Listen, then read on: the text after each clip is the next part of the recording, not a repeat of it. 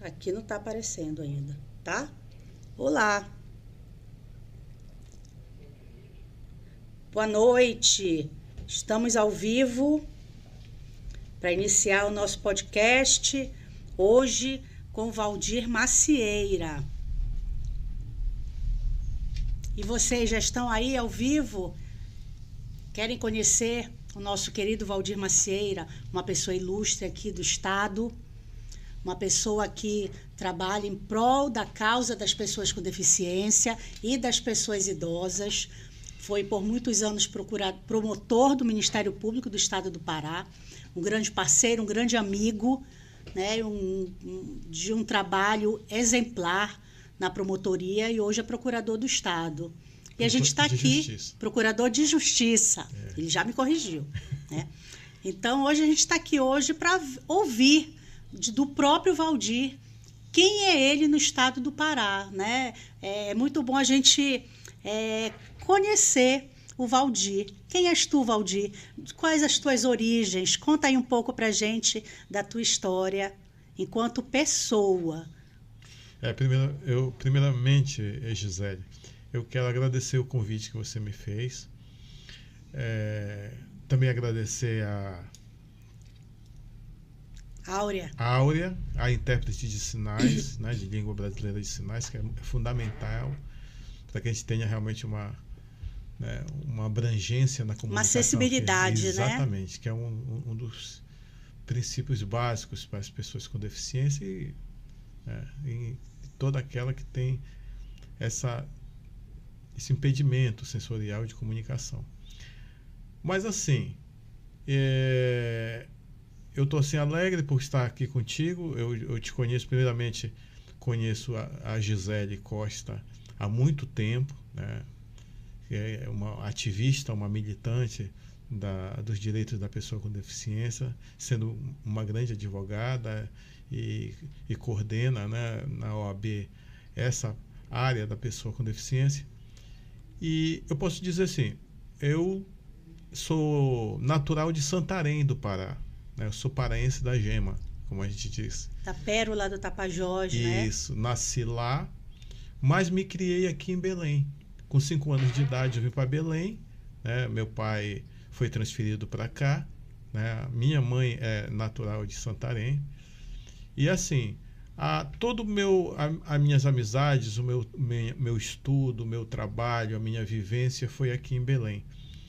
E posso te dizer que uma das honrarias que eu recebi, que sentimentalmente para mim é uma das mais importantes, é a de cidadão de Belém, que recebi esse reconhecimento. Recebi da Câmara Municipal de Belém pelo trabalho, principalmente Sim. em relação aos direitos da pessoa com deficiência, do idoso. Mas é Belém onde eu construí a minha vida, Sim. tanto profissional como familiar. Os meus filhos, a minha esposa, a minha família, essa construção eu devo a Belém do Pará. Que bom. Olha, tu foste promotor de justiça. Tu sempre atuaste na causa na promotoria da pessoa com deficiência? Tu já iniciaste ali a tua vida? Eu digo assim, Gisele, eu estou como promotor de justiça, porque o procurador de justiça é um promotor de justiça de 2º grau. Sim. Às vezes, é até uma coisa engraçada, quando eu fui promovido, porque eu fui promovido. Eu fui. Você esteve lá. Então, é o cargo mais elevado do Ministério Público, é o de procurador de justiça. E eu, assim, fui promovido em função principalmente desse trabalho que eu fiz nos direitos humanos e com a pessoa com deficiência do idoso. Mas até tem uma coisa engraçada, que o meu padrinho, né, irmão da minha mãe, quando eu fui promovido, ele disse, olha, agora tu vai ser procurador do Estado. Tu defendias a sociedade, agora tu vai defender o Estado. Eu disse, não, meu tio, eu sou procurador de justiça. Foi explicar exatamente isso para ele. Que o procurador de justiça é um promotor de justiça de 2º grau. Então, eu continuo no Ministério Público, Só que agora eu atuo junto ao tribunal, aos desembargadores, principalmente acompanhando recursos e, inclusive, questões de segundo grau que envolvem esses grupos vulnerabilizados, como pessoas com deficiência, mulheres vítimas de violência, a questão da educação no campo, que é a questão dos campesinos, que também eu acompanho, também, né? Essa questão agrária, e também a questão envolvendo as pessoas idosas e também usuários da saúde mental, né? Que é uma outra questão que também eu acho muito importante. Também, Então, veja só, mas eu digo assim que eu fui moldado na OAB, na Ordem dos Advogados do Brasil. Como estudante de Direito, eu já estagiava e já fazia alguns trabalhos na OAB. E depois que me formei, eu me envolvi com a OAB.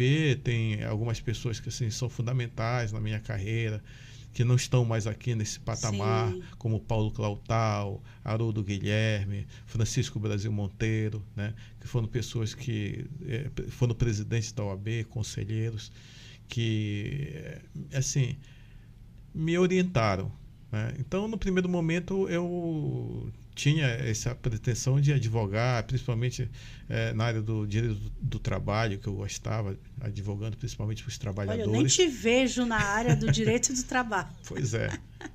E uma coisa muito interessante me aconteceu porque um amigo meu, advogado também, advogado inclusive sindical, o Cadmo, me disse que, olha, Valdir, por que tu não te inscreve para o concurso do Ministério Público? Que o Ministério Público agora tem novas funções, porque nós estávamos naquele momento no advento da Constituição de 1988. Sim. Então foi por volta de 1990, início de 1990, que foi o primeiro concurso do Ministério Público, depois do Ministério Público alçar essas atribuições de defesa dos direitos difusos e coletivos da sociedade. Porque antes o Ministério Público ele se restringia a ser aquele promotor de acusação na área criminal, sim, e acompanhar como custos legis as audiências de família, de ausentes incapazes, né? Ele não tinha essa atuação, por exemplo, como autor de ação civil pública, essa atuação extrajudicial, né, de fazer um termo de ajustamento de conduta, de fazer vistoria, de acompanhar as políticas públicas, principalmente das minorias, dos grupos, sim, vulnerabilizados. Quando surgiu essa nova face do Ministério Público, isso me empolgou. E esse meu colega, o Cadmo, disse, olha, Valdir e tal. E aí eu pensei, então, de repente, é uma proposta interessante. E fui fazendo concurso público, né?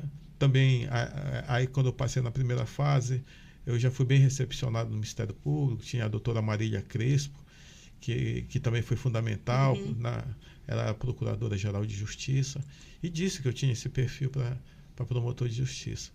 E aí acabei enveredando para o Ministério Público, sem perder esse laço que eu tenho, sim, com a OAB. E mesmo como promotor de justiça, eu sempre participei das discussões, sempre estive como parceiro da OAB, principalmente nessas causas de defesa dos direitos humanos.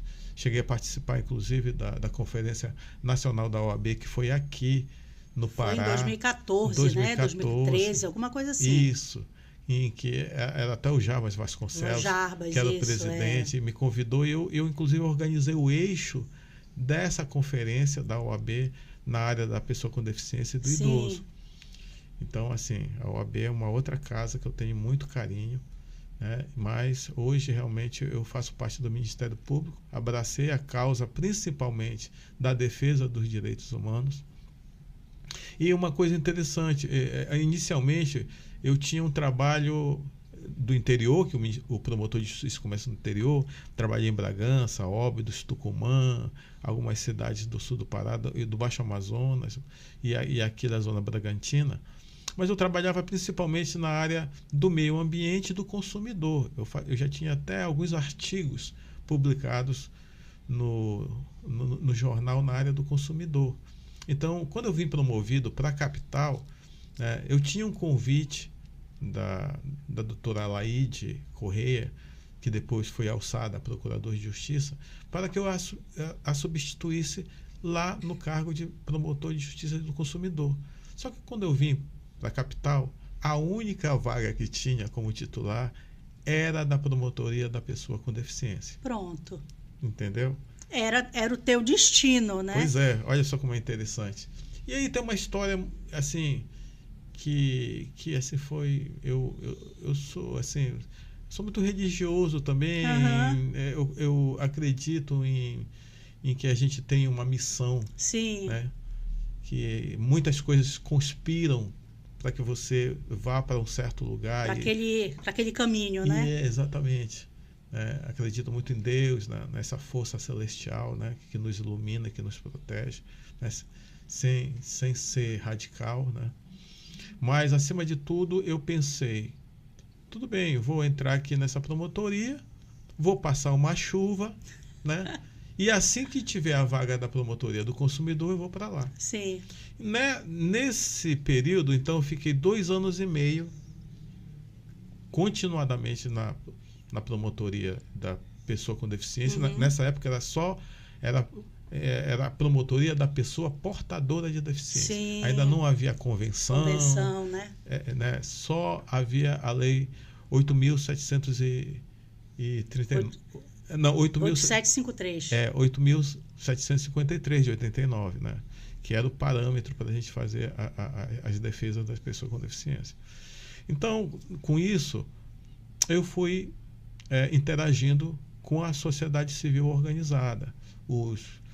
Ainda não havia os conselhos formados, mas nós já tínhamos associações de defesa da pessoa com deficiência bastante atuantes. Sim. Alguns ativistas que, nessa relação, fiz audiências públicas e fui fazendo um trabalho que não se reduzia apenas ao gabinete, a um trabalho judicial, mas um trabalho extrajudicial.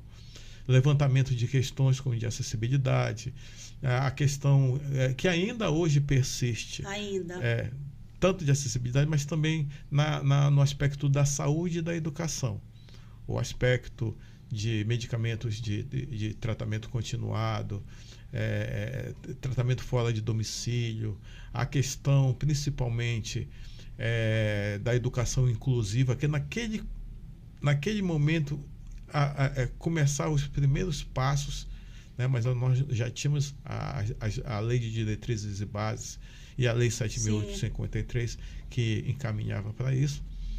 Então, esse meu envolvimento, quando chegou a vaga para a pessoa, para o consumidor, eu fiquei em dúvida. Mas como tinha essa minha colega, eu me inscrevi e, por unanimidade, o conselho me removeu para lá. Só que eu tinha 15 dias para assumir. Certo. E nesses 15 dias havia uma audiência pública com o segmento da pessoa com deficiência. E discutir vários temas no auditório do MP. Né? Então eu disse, olha, eu vou aproveitar e me despeço. E vou me despedir. Só que o pessoal já sabia, né? Então eu ia agradecer a comunidade, a sociedade civil. E nesse dia da audiência pública, quando eu cheguei eu ia presidir para a abertura, eu fui, né, surpreendido, né, com várias crianças, inclusive com síndrome de Down, com as mães, me entregaram flores. Aí apaixonou. E me pediram que eu continuasse. Olha, tá vendo? Aí o coração falou mais alto. Mas, Valdir, tu foste um presente. E aí sim. Para as pessoas com deficiência, né? E aí eu renunciei à remoção. Foi a primeira vez que alguém renunciou à remoção do Ministério Público. O Conselho aceitou. Sim. E de lá eu continuei. Né? E aí o trabalho foi ficando mais envolvente. E aí eu, além de atuação, né, como promotor da pessoa com deficiência, depois fui alçado o Conselho do Idoso também, Emílio Rebelo, com vários outros, me pediram para ficar também com a pasta do idoso, e depois, né, outras pessoas, como a Rosângela Cecim, né, me pediram também para trabalhar com as pessoas com sofrimento psíquico na área da saúde mental. Nós tínhamos em 2001 uma nova lei, a Lei 10.216, né, a chamada Lei Antimanicomial. Sim. E entenderam que eu tinha esse perfil também. Então eu fiz um trabalho que a da Boas extrapolou aqui o estado do Pará, nacional. Fui para o conselho, fui escolhido, levado pelos movimentos sociais, pelos colegas, ao CONAD, ao Conselho Nacional da Pessoa com Deficiência, onde fiquei em 3 mandatos, né? Então pude fazer um trabalho a nível nacional. E aí, nesse contato com o movimento nacional, com os colegas do Ministério Público também, né, eu pude trabalhar acompanhando aqueles primeiros passos da Convenção sobre os Direitos da Pessoa com Deficiência, quando havia ainda uma comissão no CONAD e na Secretaria Nacional da Pessoa com Deficiência. Então, pude acompanhar as discussões da Comissão do Brasil que iria à Convenção. Sim. E depois disso fui convidado para fazer parte dos juristas que fizeram o esboço da LBI, da Lei Brasileira da Inclusão, né? Então, tem muita coisa da Lei Brasileira da Inclusão que a gente acabou ajudando. Então, foi um envolvimento bastante grande. Também essa questão da educação inclusiva, né? Que eu pude fazer audiências aqui, iniciar um trabalho aqui no Pará e no Brasil. Eu digo que para a área da pessoa com deficiência, não existe outra pessoa no Ministério Público que nos represente tão bem. Né? Quando tu assumiste a procuradoria, foi muita gente ficou de luto, né? Houve um luto ali na sociedade, né? Como assim o Valdir não está mais na promotoria? Né? São N pessoas, né? Eu fui uma, poxa, o Valdir saiu e agora a gente não tem mais o Valdir, né? Então, não fui a única, né? Vou até ler aqui, que já tem um monte de comentário. Olha, Elizabeth Mota, um querido, acesse, manda um abraço. Né? Laurinha, boa noite, direto do meu Abaeté. Doutor Valdir Macieira, um profissional de excelência, que marcou positivamente minhas lutas por garantias de direitos de Emanuel. Laurinha é uma lutadora lá em Batatuba com o filho dela, a Elizabeth. Então, um abraço. Ela está botando aqui, estivemos hoje no MP para denunciar a falta dos catéter e falei com a sua assessoria, muito obrigada. Ela falou para mim semana passada: Gisele, o doutor Valdir voltou. Aí, aí ficou aquela, né, em vários grupos de WhatsApp, né? O doutor Valdir voltou, olha, ele voltou.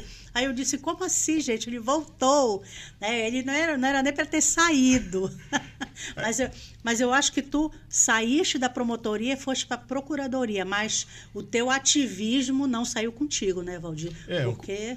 Isso é importante, porque, assim, você faz um trabalho, tem assim alguns profissionais, e isso aí é uma questão individual de cada pessoa.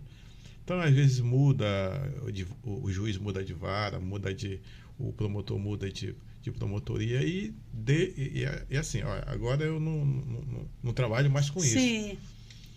Mas o meu trabalho, como eu te disse, extrapolou né, as barreiras do Ministério Público, os muros do Ministério Público. Então, hoje, para mim, trabalhar com a pessoa com deficiência, com a pessoa idosa, agora também um outro tema que eu trabalho, que é a educação do campo, principalmente, né, as comunidades tradicionais, quilombolas, indígenas. É um outro ponto que eu tenho trabalhado, inclusive com o professor Salomão Age. Sim. Tá entendendo? Que é exatamente o Fórum Nacional de Combate ao Fechamento das Escolas. São questões que transcendem o meu trabalho no Ministério Público. É um compromisso também meu, né, como pessoa, como cidadão também. Então, não podia nunca deixar de acompanhar os casos. Então, alguns casos como esse dos catéteres que estiveram comigo, né, eu os recepcionei. Sim. Estive com a promotora hoje, que é a Luziana Dantas, né, uma colega, né, comprometida. Tem também a doutora Socorro de Maria. Então, intermedia essa situação. E como eu tenho ainda alguns contatos, como a Iraci Tupinambá, liguei para a Iraci, perguntei para ela qual era o nogórdio, né, para os catéteres não estarem sendo fornecidos. Aí ela me explicou que nesse aspecto, né, havia um fornecimento de catéteres, só que essa questão de licitação, compraram ou uma marca mais barata, mas que não tem a mesma qualidade. Exatamente. Né? Então, foi realmente comprovado que essa marca ela não atende, né, com a qualidade, com a dignidade que as pessoas com deficiência que necessitam desse insumo, desse equipamento preciso. Então, já foram providenciados. Então, eu oficiei, independente da promotora, para que, né, o secretário pudesse ter essa acessibilidade. Me parece que em 15 dias foi o prazo que foi dado. Vão chegar esses novos catéteres. Eu tenho certeza que agora chega. Eu espero que chegue mesmo. Então, são questões, às vezes, que eu digo assim, se você sair do seu quadrado, né, e puder de alguma forma contribuir, né, para a sociedade, isso é um legado que você faz. E não custa nada, não é porque eu estou como procurador de justiça que eu não possa, né, discutir, inclusive, as políticas públicas. Tanto que a Ana Femina, ela me convidou para a Conferência Nacional da Pessoa. Tu pode ir, Valdir? Eu disse, vou. Né? Deve, né? Então, vou lá, porque foram anos de experiência. Então, eu vou lá discutir, colocar meu ponto de vista, tentar sensibilizar também os secretários nacionais, os ministros que estão lá. Por exemplo, uma coisa que eu acho que é fundamental, que não tem sido discutido, e eu recebi ontem as professoras e doutoras, né, a Roseli Cavaleiro, né, e Clélia, que são referências na odontologia, na saúde bucal da pessoa com deficiência. Eu já até sei o que que a Roseli até me falou. Isso. Então, uma das questões é você ter uma política, né, efetiva, porque está lá no papel, né, porque as pessoas vão na unidade básica de saúde, né, com a sua criança com deficiência, principalmente autistas, pessoas com paralisia cerebral, pessoas com um certo transtorno mental, vamos dizer, um sofrimento psíquico, né, que requer alguns procedimentos especiais para o atendimento daquela pessoa. Inclusive, a doutora Roseli me falou que dessas crianças e adolescentes que são atendidas, né, 95%, quando a dentista vai atendê-los, eles aceitam o comando. Né? E 5% que é a exceção, que aí você precisa de certas intervenções, da anestesia geral, que muitas vezes não é garantida. Porque o que você chega no posto de saúde, na unidade de saúde, é para aquele atendimento básico. Né? Quando você requer uma intervenção mais complexa, aí você vai para os CELs. Então, a discussão é essa: os CELs não estão aparelhados para adequadamente para receber esse público. Esse público mais especial. Exatamente. Então, esse é uma luta que eu também estou assumindo junto com a doutora Roseli, a doutora Clélia, né, para que são questões que não se resumem apenas à Secretaria de Saúde do Estado do Pará. Também é um gargalo também que é do governo federal, né, do Ministério da Saúde. Então, nessa conferência nacional, eu acho que um dos pontos fundamentais é esse direito a uma saúde bucal de qualidade, que não se resume apenas a um atendimento terapêutico, mas um atendimento preventivo também. Exato. Né? Que a criança com deficiência possa estar lá, fazer a limpeza no dente, os pais terem informação da escovação, né? Terem condições de adquirir um fio dental, uma pasta de dente, né? Porque isso previne e dá uma qualidade. Só para resumir isso, muitas crianças sofrem com dor no dente sem saber. Sim, não sabem dizer, né? E não sabem dizer, principalmente pela deficiência que tem. Então, Eu tiro pela minha filha. Normalmente, eu levo ela no dentista para ver se tem cárie, se não tem. Graças a Deus, ela não tem nem... Nas vezes que eu levei, ela já está com 18 anos. Normalmente, eu a levo 2 vezes por ano, né? Sim. Uma a cada semestre.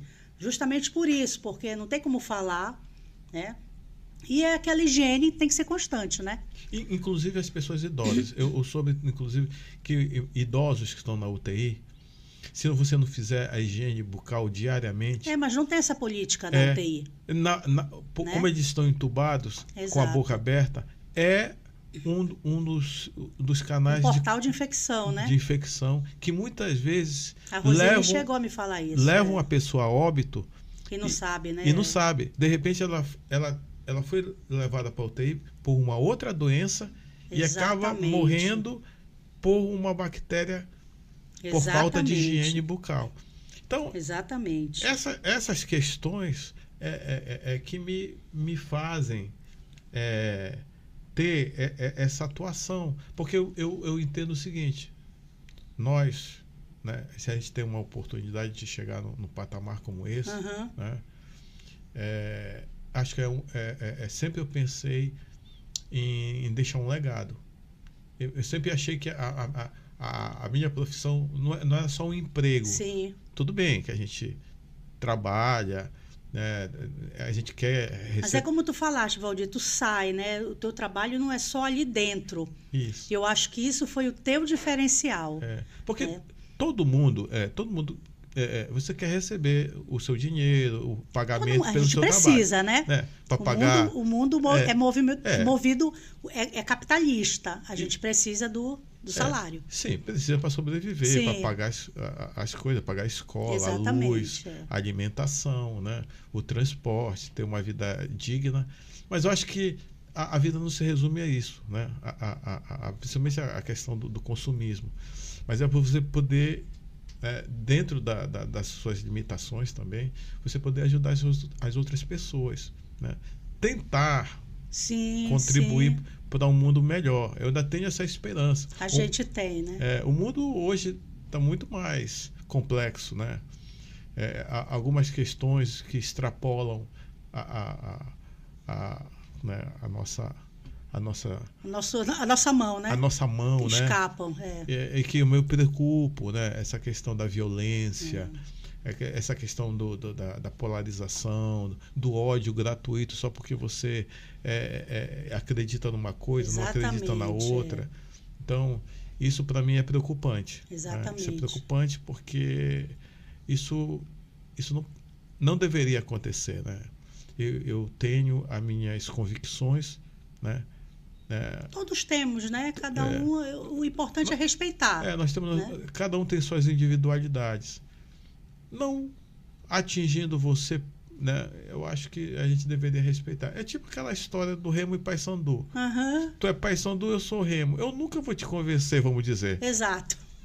De mudar de time de futebol. Então, né? Igual a política, né? Exatamente. Pode até, né, mudar, mas a pessoa muda sozinho, não por convencimento de outra pessoa. Sim, né? Sem dúvida. Então, o teu diferencial ali na promotoria era que tu ultrapassavas as barreiras, as paredes do MP, né? Tu ias no problema, né? Então, aqui... Eu acho, assim, uma das coisas fundamentais que eu aprendi, e não fui... Eu aprendi principalmente com essas pessoas que me orientaram, de escutar, entendeu? Às vezes as pessoas não param para escutar. E às vezes eu ia atender a pessoa e ela já tinha passado por outros lugares.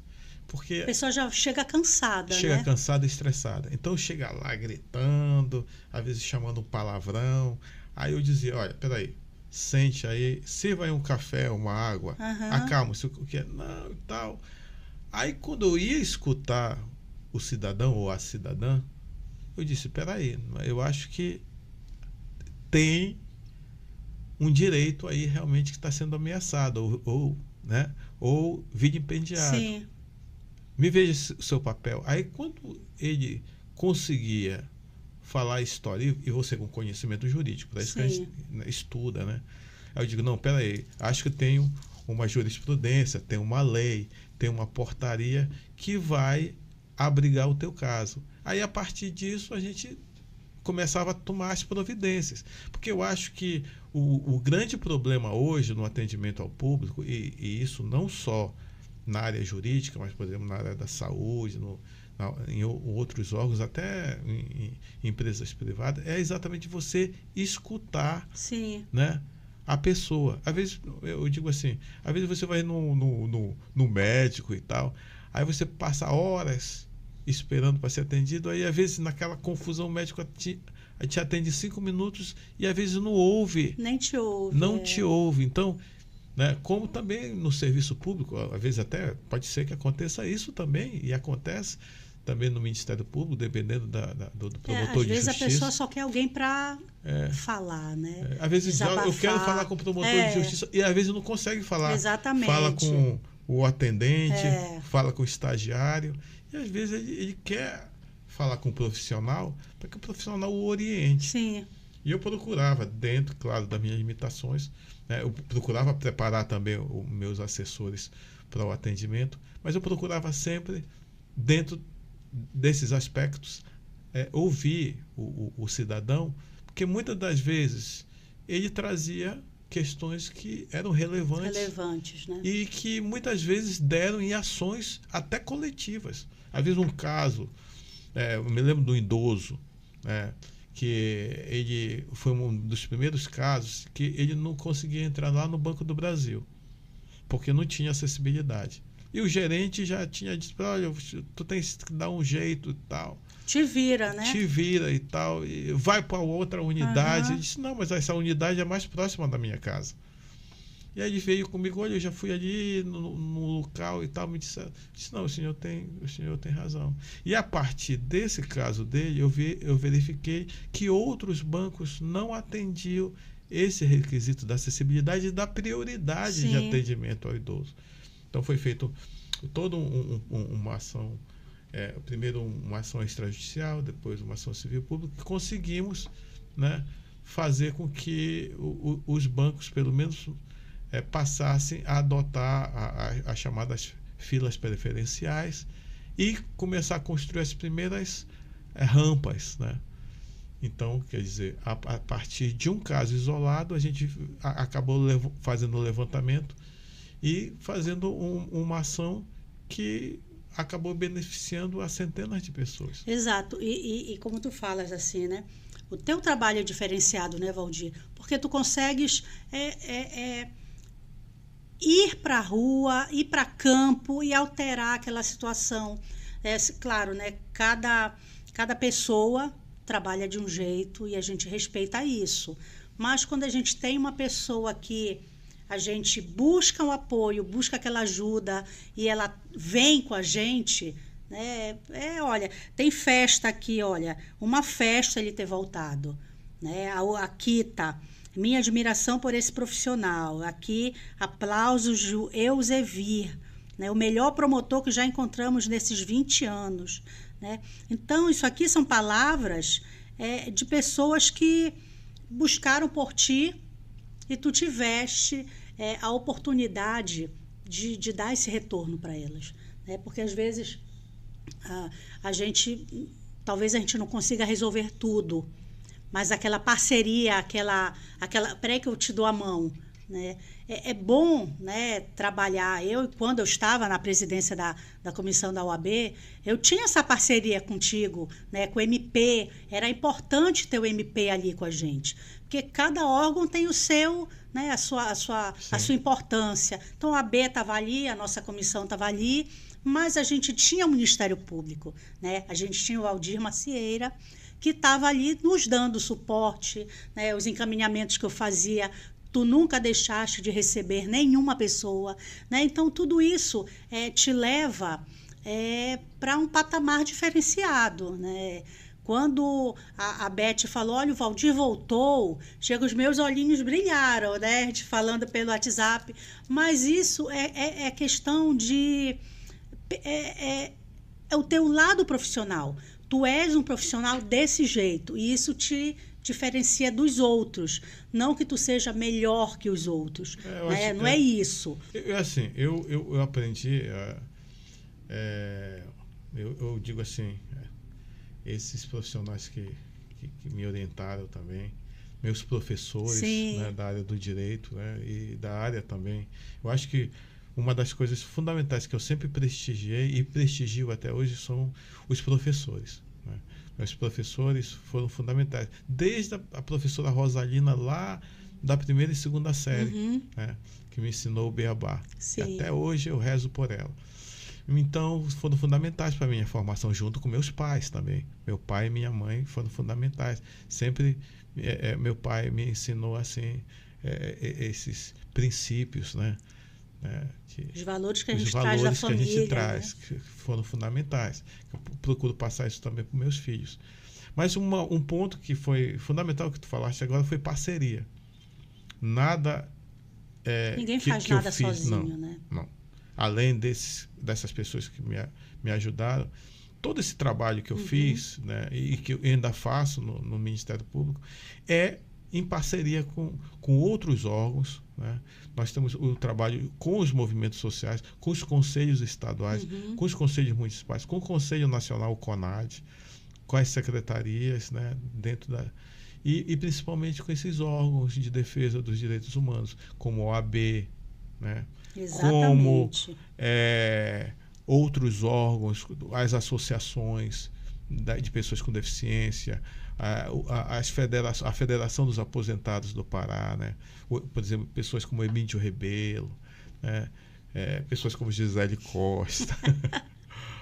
A gente podia citar outras pessoas, né, envolvidas, né? E, acima de tudo, outros profissionais. Porque trabalhar com pessoas com deficiência, com pessoa idosa, pessoas usuárias de saúde mental, outros que também usuários de drogas, que a gente trabalhou, essa questão da criança e do adolescente, você precisa ter um trabalho intersetorial. Então, você precisa, a minha equipe, assistente social, psicóloga, pedagogas, tá entendendo? Que sempre me auxiliaram nesse trabalho, né? Que é fundamental. A minha equipe, né, de analistas, né, os analistas que me ajudam no meu trabalho, né, fazendo pesquisa, fazendo minutas, né, me ajudam bastante. Então, esse trabalho intersetorial, né, isso para não falar os médicos, os odontólogos, as arquitetas, por exemplo, a Ayla. Excepcional. A Ayla me ajudou, foi um trabalho voluntário. Até hoje ela é incrível.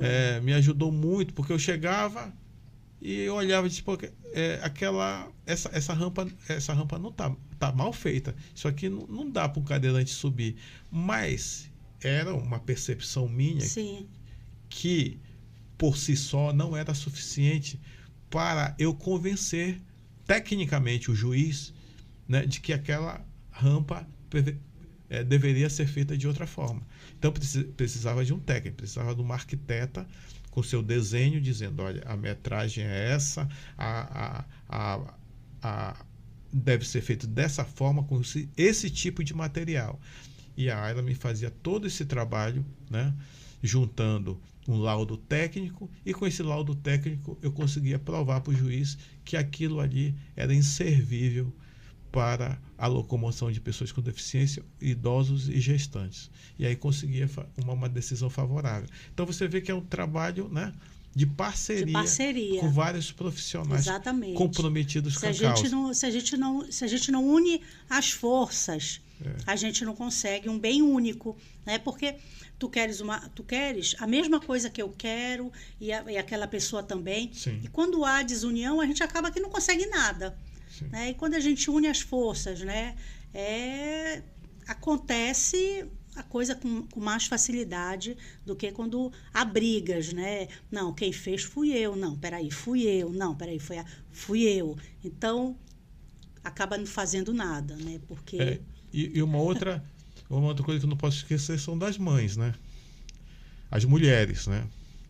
A gente estava até falando, eu estava conversando ontem exatamente com a Roseli Cavalero e a Clélia, que assim, elas dizem, a maioria das pessoas que levam, que carregam, que levam, inclusive para reclamação, para o atendimento médico, para o atendimento odontológico, são as mulheres, são as mães.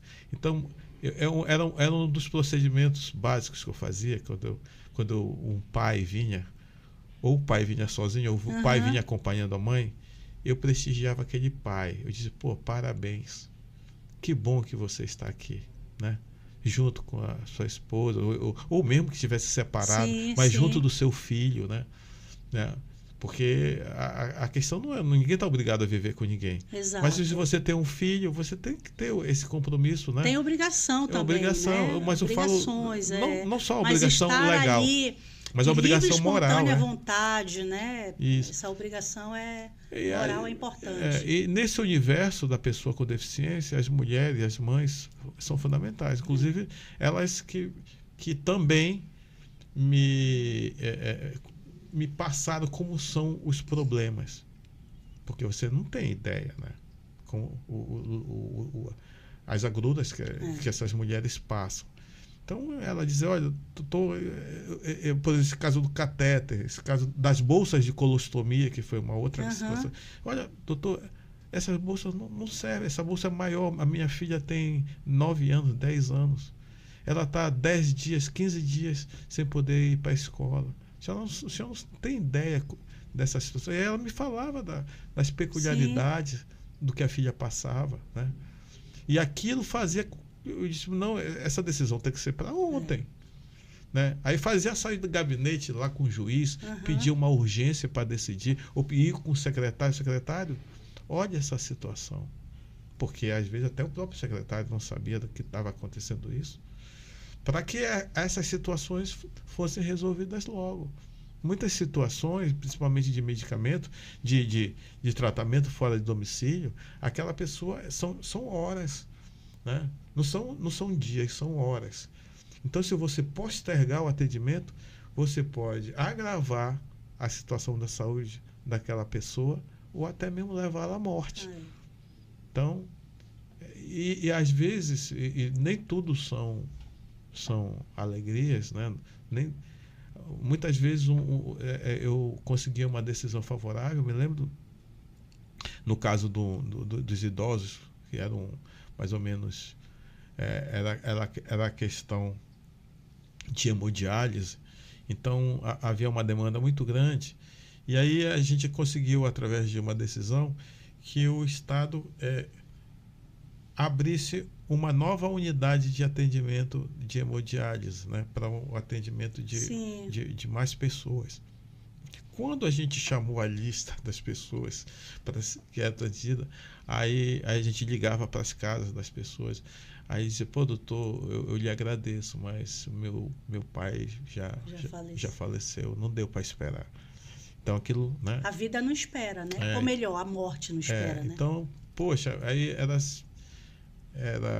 assim, você ganhou, mas não levou. Né? Então, isso também nos deixava bastante tristes, né? Porque você, conseguir eliminar foi cumprida. Saúde é um direito que tem que ser para ontem, né? Exatamente. Então, é essa questão que muitas vezes a demora, às vezes, que às vezes a justiça tarda, mas não falha. Nem sempre esse tarda resolve o problema nessa questão da saúde. Esse tarda que deveria ser urgente, né? Exatamente. Urgente. Vou ler aqui uns comentários, né, de algumas pessoas que fizeram. Cheyenne Antunes, doutor Valdir, nota 10. Olha só, né?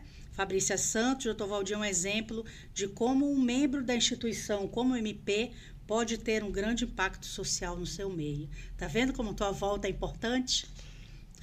Bem, eu não digo volta, na verdade, eu sempre tive... A volta para a promotoria, né? Não, eu não voltei para a promotoria, que não dá, mas a volta, eu digo assim, é que eu tenho prestado um apoio maior. Eu nunca deixei a causa. O pessoal até brinca no Ministério Público que eu saí da promotoria, mas a promotoria não saiu de mim. Mas eu nunca deixei de dar o apoio. Eu acho assim, o que deu visibilidade maior agora é porque eu passei a participar novamente dos eventos, né? Porque até o momento eu disse, pô, mas eu tenho que dar a oportunidade para os novos colegas, né? Mas alguns disseram, não, Valdir, eu não quero participar lá da conferência. Eu disse, não, mas eu vou. Sim. Como eu conheço o pessoal, e eu vou lá para contribuir. Eu não fui lá só para... Só para passear, Para né? Para passear eu vou outro dia, né? Com a família. Exatamente. Aí eu vou passear em Brasília, né? Eu fui lá para contribuir. Então tem pontos da conferência que eu vou para lá para a gente... Que é preciso, né? Para falar mesmo. Para a gente falar e para a gente brigar pra contribuir mesmo. E brigar, né? Tem essa questão da saúde bucal, tem essa questão da acessibilidade, e tem uma terceira questão que precisa ser enfrentada, que nós já conversamos sobre isso, que é a questão do capacitismo. Sim. Né? O capacitismo, na verdade, ele, como um termo novo, ele não está inserido na legislação, né? Como o racismo, por exemplo, está. Né? E que foi uma conquista também. Não está nem na LBI, né? O capacitismo. Então, o capacitismo, ele poderia ser inserido, ele está ali. Sim. Ele só não está definido a palavra ali. No artigo 98 da LBI, né? Aquele que fala da discriminação. 88, desculpe. 88 da LBI. Naquela definição da discriminação, do preconceito, da criminalização do preconceito da pessoa com deficiência. Né? Então, ali tem como nós inserirmos o termo capacitismo, né? Para que a gente possa combater com mecanismos jurídicos isso. Acho que a gente tem que botar o Congresso para trabalhar nas coisas que têm que ser trabalhadas, né?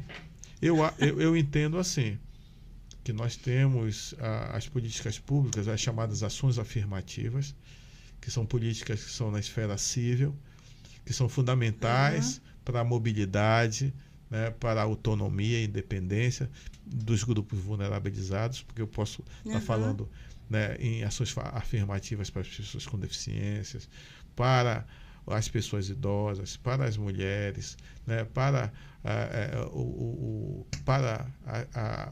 a comunidade negra, para a comunidade indígena.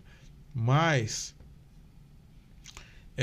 nós precisamos também combater, através das medidas penais, criminais, tanto a omissão como as ações, né, que levam à violência física, à violência psicológica, à discriminação, tá entendendo? Aos maus tratos. Então, esse aspecto da criminalização, ela não pode ser afastada, ao contrário, ela precisa ser aperfeiçoada. Sim. Né? Porque se a pessoa não tolera o diferente pelo bem, ela vai ter que tolerar pelo mal. Pelo mal, exatamente. E a justiça existe para isso, né? Sabes que eu nem falo mais em empatia, né, Valdir? Eu falo em respeito. Porque sentir empatia é muito difícil. Sim. Tem pessoas que não sentem mesmo. Então não adianta, olha, eu tenho que ter empatia ao próximo. Por que adianta eu falar isso para aquela pessoa? Ele não vai ter empatia, mas ele tem que respeitar. Então, o respeito, eu acho que tem que existir, independente da pessoa ter ou não empatia, né, e se colocar no lugar dele. Porque, veja só, eu estou como servidor público, né? Independente, tudo bem, eu estou ali, não acredito em algumas coisas, mas ali eu tenho o dever de atender a qualquer pessoa. Exato. Esteja vestido da forma que ele estiver, esteja com o cabelo pintado do jeito que ele estiver, se ele for cadeirante, se ele for idoso, se ele for negro, se ele for branco, se ele for amarelo, eu tenho que atendê-lo da mesma forma, né? Dando as orientações necessárias. Sim. Tá entendendo? É para isso que eu ganho. Eu tenho que ter paciência, como eu disse. Chegava as pessoas lá no limite, eu tinha que entender que aquela pessoa estava exaltada. Exato, claro, existem as exceções, existem pessoas também desrespeitosas, que a gente trata da mesma, mas parece que não entende. Mas essas são exceções. Né? Para essas exceções a gente toma as providências, chama a polícia, chama o bombeiro. Sim. Né? Às vezes eram pessoas que estavam exaltadas, mas não eram de graça. Às vezes as pessoas ali, ela estava precisando do atendimento médico, sabia? Muitas pessoas ali, elas procuram, né, o Ministério Público. Estavam precisando. Já vão desesperados por alguma coisa. Aí muitas vezes eu chamava o atendimento médico e tal, até ela ficar se acalmar, né? ou encaminhamento para algum local, por exemplo, se fosse uma situação de psiquiatria. Mas sempre procurei exaurir todos os meios de atendimento digno daquela pessoa. Eu acho que é isso, né? Eu sou pago para isso, né? Para tomar as medidas necessárias. Né? Até para dizer não, você tem que saber dizer Exatamente, não. Eu vou dizer, olha, não é aqui no Ministério. Eu vou dizer, olha, o seu caso, o senhor tem direito, mas esse caso aqui é um direito individual. O senhor vai precisar de um advogado. Não, esse caso aqui realmente, mas é para a Defensoria Pública, por exemplo. Então orientava e preparava um ofício e encaminhava ele, né? Dizendo onde é o local, para onde ele deve ir, né? Exato. Aí a pessoa já saía mais satisfeita. A pessoa, quando procura o serviço, ela quer pelo menos ser atendida. Orientada. Né? Orientada, né? Quer sair de lá com alguma resposta. Isso. Né? Ainda que negativa. Exatamente. Mas ela quer. Sim. Né? Então. E o direito é complexo. Exato. Tá entendendo? Se fosse fácil, as pessoas.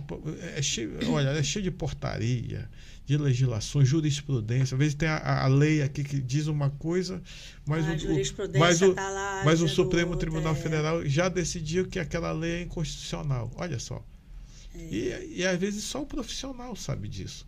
Então ele precisa estar, né, primeiramente, né, estar atualizado, preparado para esse atendimento. Isso. E saber orientar a pessoa. Olha, realmente existe essa lei, mas essa lei já não vale mais, né? Exato. Ou então, existe essa lei, mas a interpretação é essa. Para que ele seja bem encaminhado, bem orientado e, acima de tudo, garanta os seus direitos. Porque o direito, assim, existe prazos, né? Se ele não reclamar num prazo X... perde o direito, né? Pode prescrever aquele direito, né? Então, o profissional tem uma grande responsabilidade nesse aspecto. Deixa eu ler aqui mais uns comentários. Ana Luísa Marinho, Dr. Valdir nos inspira na carreira. Milka Valentim Mendes, boa noite, Dr. Valdir Macieira, é um profissional e ser humano fantástico. A Milka é lá de Altamira, um grande abraço. Tive a honra de conhecê-lo. A Milka tem um trabalho sensacional. Altamira, Pará, isso mesmo. Na educação inclusiva, ela esteve à frente da secretaria. Isso. Lá de educação. A Célia Gomes, Dr. Valdir, também me ajudou com dicas excepcionais sobre alguns direitos dos meus gêmeos. Gratidão. Ótimo, Angelina Caripuna deu apoio às famílias que precisam de gratuidade de passagem e são humilhados pelos funcionários das empresas. Olha, tu sabes que essa questão da gratuidade até hoje, ela se mantém através de uma decisão judicial que nós intentamos. Tu tens até te passei uma vez isso, né? E que o Tribunal de Justiça do Estado, numa decisão assim brilhante do desembargador Constantino, né, determinou o retorno da gratuidade, né?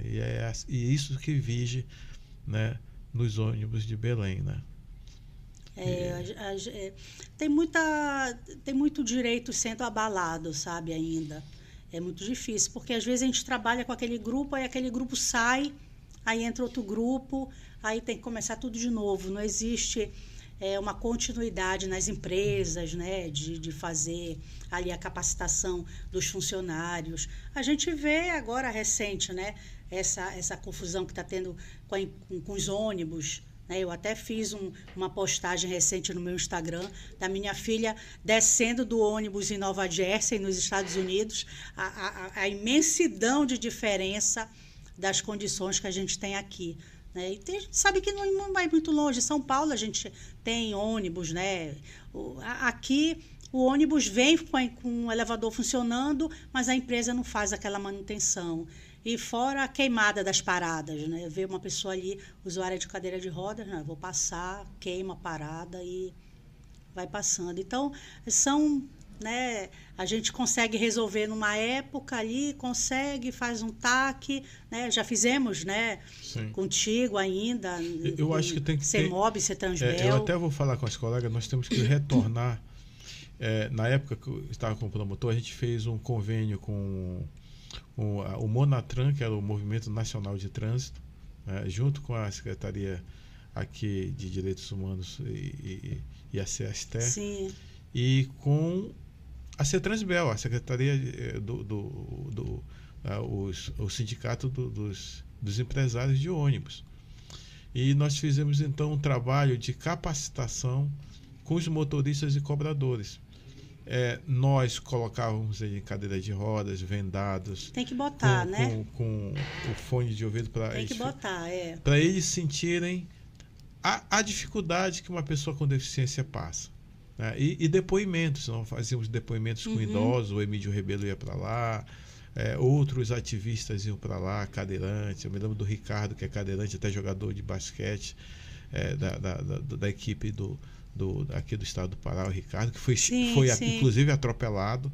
Cadeirante foi atropelado. A gente acompanha o processo judicial dele de reparação de danos. E assim, essas pessoas, então, colocar um detalhe que, por exemplo, eu me lembro bem que os motoristas ficaram surpresos. O quanto tempo a pessoa ficar numa parada de ônibus, numa cadeira de rodas. Que ali ele está ali com necessidade, está no calor, está sentado. Escaras que ele tem, né? Principalmente no decúbito, né? E também a questão das necessidades fisiológicas que ele precisa fazer. Que sofrimento você queimar uma parada, deixar a pessoa 1 hora lá, né? Ou mais de 1 hora, né? Isso afeta a sua dignidade, né? Demais, né? Mas então, a gente já está caminhando para o final. Sim, foi. Né? Valdir, olha, o último comentário aqui que eu vou ler, 2 últimos, né? Lília Renata Macieira. Essa é suspeita. Sempre muito diligente e apaixonada pelo segmento. Faz acontecer.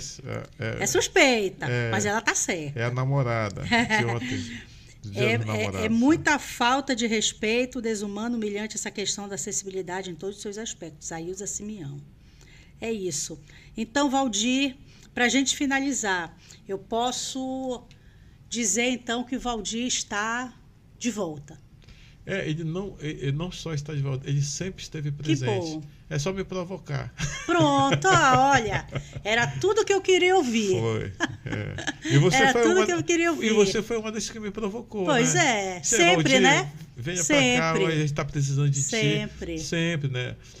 Sempre olha, eu quero uma jurisprudência. Tem muitas coisas que eu guardo, porque é fundamental a orientação. Né? Eu recebo mensagem no meu e-mail e aquilo que eu posso ajudar, a gente está à disposição. Claro que a gente tem limitações, como todo ser humano. Todos, né? Quem dera que eu pudesse resolver tudo, mas infelizmente não é possível. Mas com a tua ajuda, com o teu apoio ao Ministério Público, a gente consegue muitas coisas. Eu acho que o Ministério Público tem um dever constitucional, né? Não só eu, mas todos os promotores de justiça. Eu falo promotores porque eu me sinto promotor de justiça de 2º grau, como eu disse. Continuo como promotor de justiça, de realmente servir a sociedade civil. É para isso que o Ministério Público existe, né? Para isso que ele fiscaliza os outros órgãos, exatamente. Né? Para garantir os direitos fundamentais da população. Então, quando esses direitos estiverem ameaçados, o promotor tem como dever tomar as providências devidas. Exatamente. Valdir, eu quero te agradecer, tá? Ter aceitado esse convite, participar aqui do nosso podcast. Quem não assistiu, tá aí, vai ficar gravado, tá? No canal aqui do Bora Empreender. E obrigada, Valdir, de novo. Obrigada pela parceria de sempre. Obrigada pelo apoio, né, que tu dá pra gente, para as pessoas com deficiência. E gratidão. Eu só quero agradecer da minha oportunidade. Foi até uma surpresa, né, Gisele? Te agradecer pelo convite. Agradecer aqui o trabalho da Áurea, que é fundamental aqui. Exatamente. Nessa interpretação da língua brasileira de sinais, que é outra questão importante. e me coloco sempre à disposição. Obrigada a vocês que nos assistiram, obrigada a Áurea, que está aqui com a gente fazendo a Libras, e boa noite, até a próxima.